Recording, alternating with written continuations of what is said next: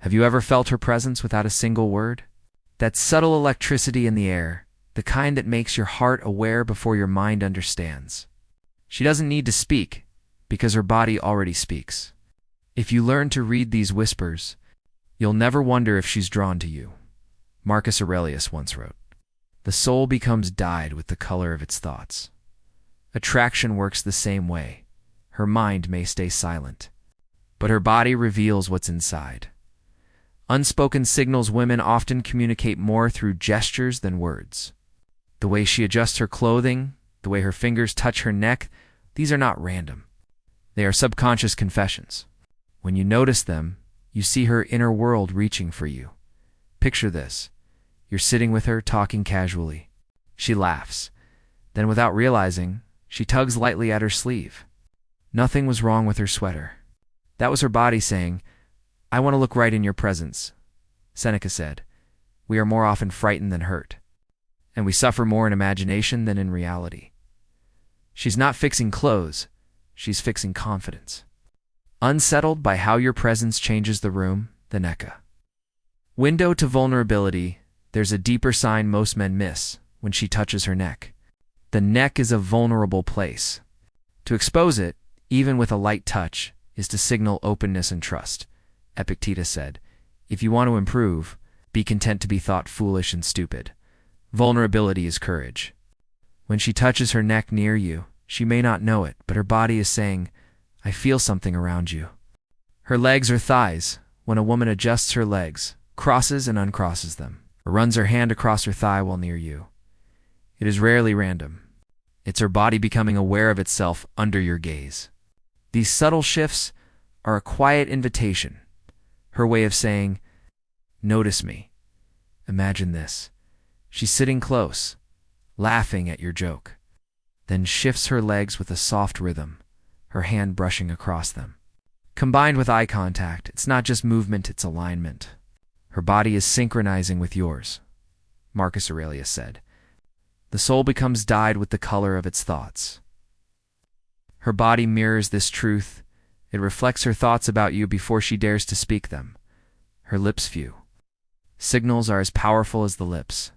When she bites them gently, presses them together, or applies lip balm slowly, she's not just caring for herself.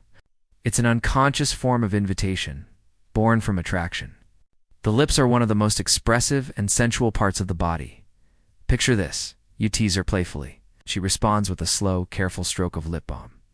That small act carries more meaning than words. It's her body whispering, "Do you see me? Do you feel this pull?" Seneca wrote, "The language of truth is simple, and so is body language." She doesn't need to announce her feelings. The truth escapes through her lips, her gestures, her instinct, closing reflection, these subtle signs, the movement of her legs, the touch of her lips are not accidents. They are subconscious signals of presence, attraction, and desire, Epictetus said. First say to yourself what you would be, and then do what you have to do. When you learn to read these gestures, you begin to see reality as it is, not as you imagine it. And reality often speaks more through silence than through words. Her collar or necklace, when she plays with her necklace or adjusts her collar, it is not simply a nervous habit. That area, the throat and chest, is sensitive and vulnerable. By touching it in front of you, she guides your attention to where she feels exposed, yet wants to be noticed. Picture this. You make her laugh, and her fingers absent-mindedly trace the chain on her necklace. That small gesture carries weight. She's calming her nerves while revealing excitement. Seneca said, "We are more often frightened than hurt." She may look composed, but inside, her heart races in your presence. Her hair is one of the most visible features, and women know its power. When she flips it, tucks it behind her ear, or twirls it again and again, it is not just styling. It is instinctive, ancient signal of attraction. Imagine standing in a group conversation. She glances at you, then slowly tucks a lock of hair behind her ear, though it was already out of the way. That repetition is not fashion, it is communication.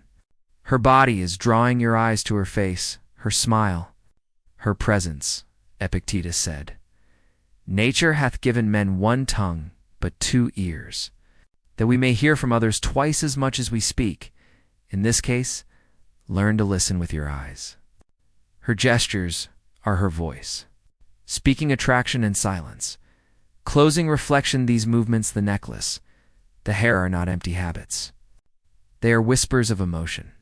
Marcus Aurelius wrote, "If it is not true, do not say it. Her words may stay hidden, but her body tells the truth."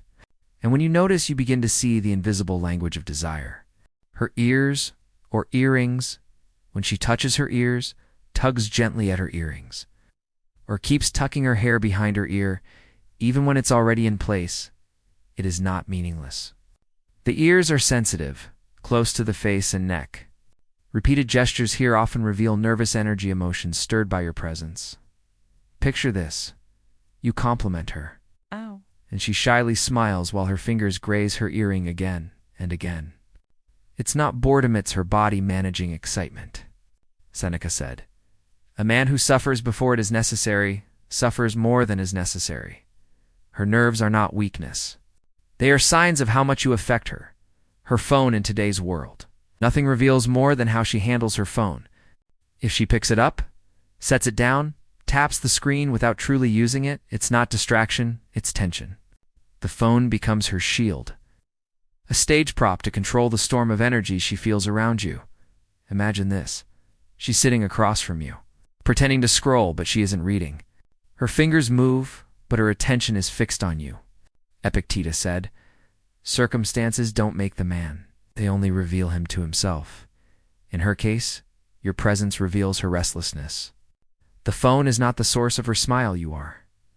Closing reflection, these gestures, the ear, it's the earring, the restless phone speak louder than words. Marcus Aurelius said, "The truth is simple.